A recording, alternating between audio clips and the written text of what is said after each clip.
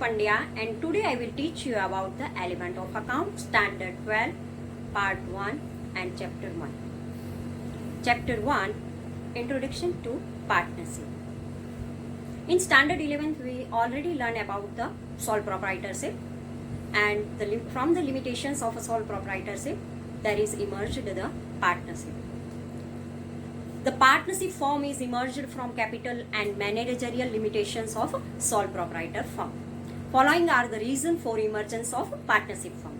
First one, an individual has a sufficient fund but does not have a required skill. Second one, an individual has a required skill but does not have a sufficient funds. And third one, to distribute the business risk. Circumstances, more than one person gather and become the supplement to each other and commence a business. This form of a business organization means a partnership firm. Section 4 of Indian Partnership Act 1932 defines partnership as partnership is the relation between the person who have agreed to share the profit of a business carried on by all or any one of them acting for all. The person who enter into such a relationship are individually called partners and collectively it is a firm. Definition, it can be said that two or more persons who are competent to undertake a contract to earn profit. Their main aim is to earn the profit from a legal business. The business is termed as a partnership. The business run collectively in partnership by two or more persons is non-partnership firm. Point, characteristic of partnership. First is creation by contract. When there is a partnership firm is there, at that time there is a contract is necessary. Partnership emerge through agreement. Partnership agreement can be in written or in oral form. But written form is desirable and advisable. Second, profit objective. Ultimately, this all the activity are for to earn the profit. Partnership firm forms to earn and distribute profit. The distribution of a profit or loss is done amongst the partners in the predetermined proportion. As per the Partnership Act, profit or loss is distributed in equal proportion if no provision is made in the contract. If in the contract it is any predetermined proportion is not there, at that time equal distribution is necessary. Now third point, legal business. Partnership firm is formed to do legal business. If illegal business is there, then this agreement is not required. Fourth one, agent of each other. The business of partnership firm is run by all the partners or any one of them for all or more than one partner. Thus, each partner is an agent of each other. Fifth one, number of partners. The section 464 of the Companies Act 2013 empowers the government of prescribe maximum number of partners in a firm subject to maximum of 100. The government has prescribed maximum number of partners in a firm to be 50 via Rule 10 of the Companies Rules 2014. Sixth one, unlimited liabilities. As per the Partnership Act, partners are responsible to pay business obligation from their personal property when the firm does not have sufficient asset to pay liability of the business. Every partner individually or collectively is responsible to the partnership firm. Therefore, the liability of each partner is unlimited. Seventh one, ownership and management of a firm. Partners are owner of a business and they do the management of business also. The management of a business is done either by all partners or by any one partner or by more than one partner. These all are characteristics of a partnership. Now, fourth point, partnership deed. Emergence of a partnership is from the agreement. Partners undertake agreement within the provision of Partnership Act. Partnership deed acceptable to all partners is prepared at the time of the commencement of partnership firm. When there is a partnership firm is there, at that time this written agreement is acceptable to all partners. The partnership agreement can be written or oral. A written agreement of partnership is known as a partnership deed. If written agreement is there, then it is called partnership deed. A written partnership deed is desirable and advisable also, because for the future purpose, so that the solution of any misunderstanding or dispute in future can be obtained on the basis of the provision of the partnership deed. The partnership deed is the administrative constitutions of a partnership firm, where all provisions predetermined of the firms and administrations are included. Generally, the following content is included in the partnership deed. First one, detail of partners. In partnership deed, which all are included. First one, detail of partners. In this, all the information about the partners, it means name, address, and other detail of the partners included. Second one, detail of firm. The details like name, address of the firm are included. Third one, type of business. The information about the type of business, which type of businesses are there, is also included here. Fourth one, commencement of partnership. The information about the commencement date of partnership firm is also covered in the date. Means in which date the partnership is a commenced. Capital.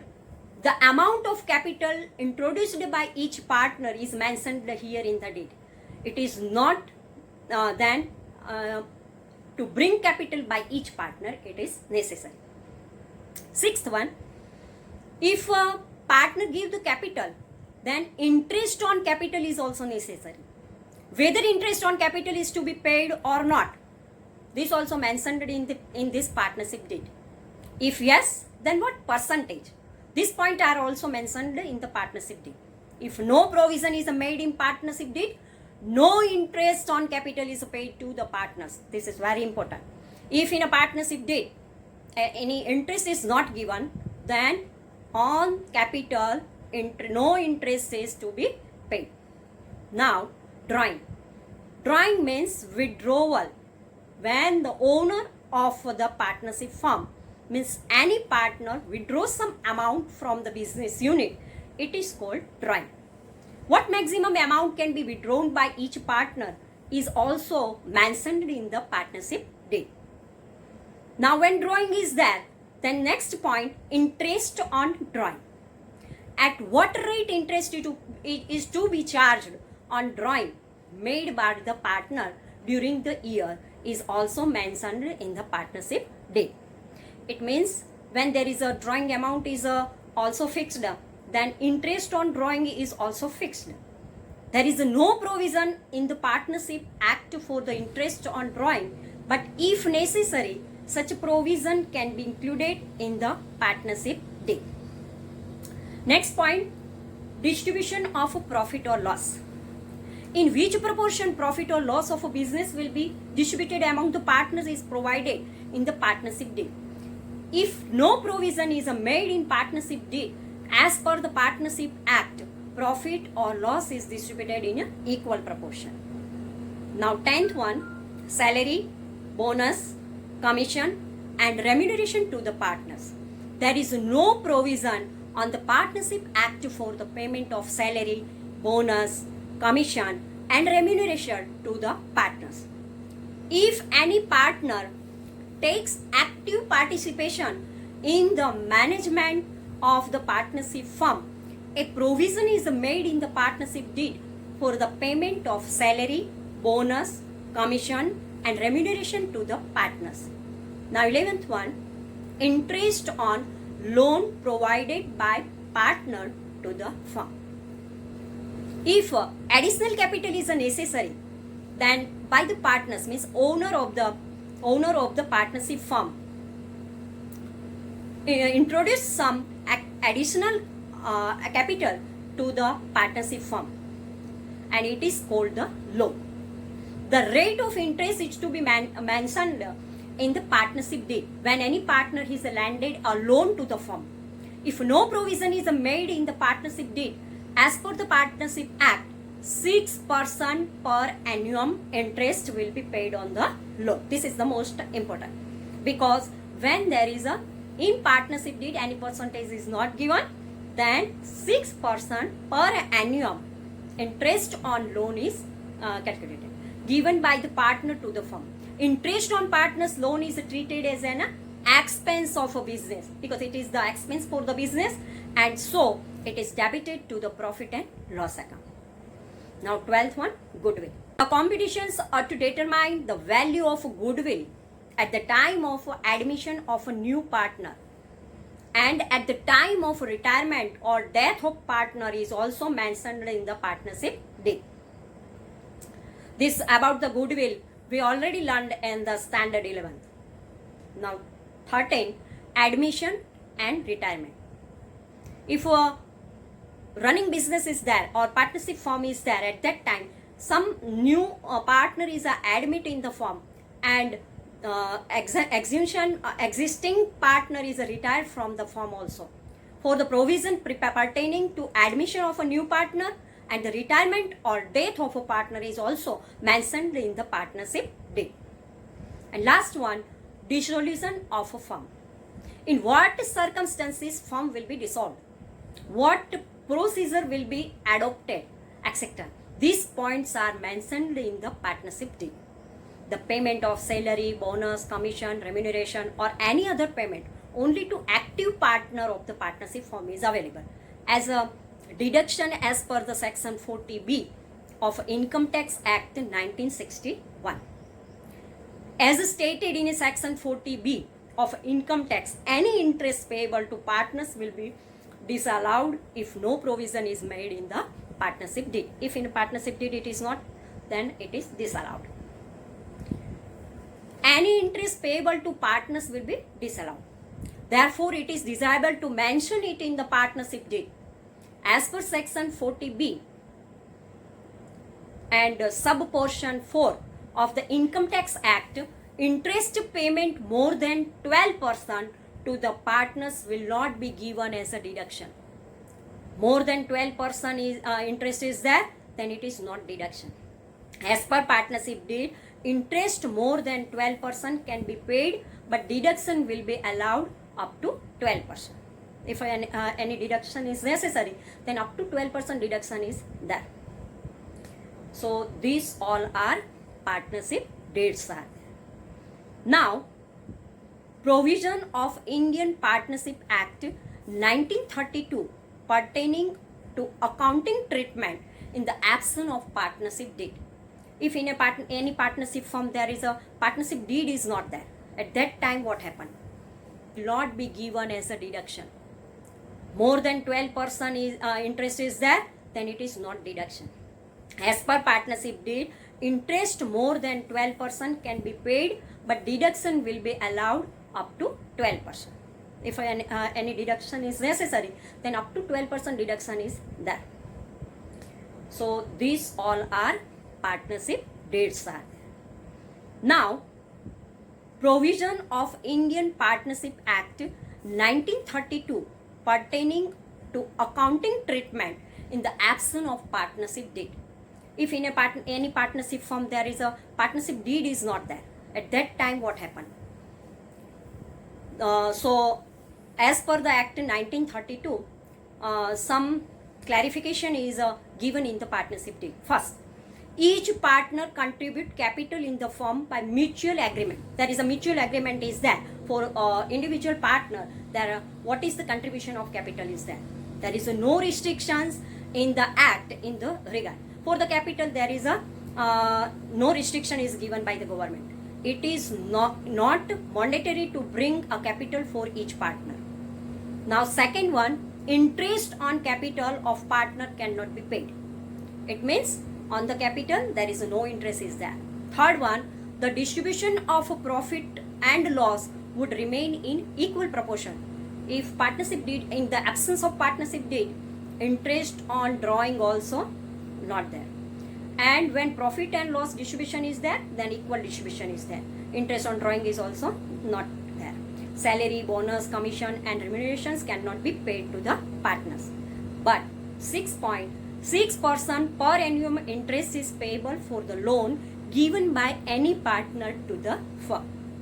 Seventh one, in case of any reasonable expense incurred by the partner for the firm, the partner has to be right to reimburse it. So these all are the points for the when there is a partnership deeds absence is there, then by the government it is given this partnership deed. Now next point, 6 point, capital accounts of partners. A capital account of each partner is prepared in the book of a partnership firm to record the individual transaction done by the partner with the partnership firm. Here all partner and partnership firm, two are different entities are there. And so when the transaction emerged by the partners with the partnership firm, are individual transactions are there, and these all the transactions are recorded in the partnership firm. And initial capital introduced by the partner and additional in capital in any means are recorded at the credit side of the capital account. This is very important because when there is a capital introduced by the partner to the partnership firm, at that time for the partnership firm it is an income, and we know that an income is always credited. And transactions which reduce the capital are recorded at the debit side of the capital account. For the partnership firm, if any capital reduce, at that time it is an expense for the partnership firm, and so we write it is a debit side. There are two methods to maintain the capital account in the book of partnership firm. First is fluctuating capital account method. It means there is a opening balance and closing balance, both are fluctuating. And second, fixed capital account method. Now first method, fluctuating capital account method. In this method, opening balance of the capital account and closing balance of a capital account of any partner is reported flexible. Flexible means fluctuated, is known as fluctuated or temporary. Fluctuated means now this is the temporary capital account method. Under this method, to record all the transactions related to the partners, only one capital account is prepared in the books of firm. Opening capital, additional capital introduced during the year, interest on capital, salary, bonus, commission, remuneration, interest on loan given by the partner, share of a partner in divisible profit are credited at the credit side of the capital account. Drawing, interest on drawing, share of partner in a divisible loss are debited to the debit side of a capital account. To record this transaction, partners' capital account are debited or credited keeping in mind the nature of transaction. Which type of transaction is that? We have to write this way. Consequently, during the year, there is either increase or decrease in the opening balance of the capital account. So the balance of capital account of any partner keeps on changing every year. Thus, this method is known as a fluctuating or temporary capital account because a changing of a capital are there. All the transactions between the partners and partnership firm are recorded in the partner's capital account. Under this method, balance of partner's capital is either credit or debit. If there is a credit balance in capital account, it would appear in the liability side of the balance sheet. And if the debit balance is there, then would appear at the asset side of balance sheet.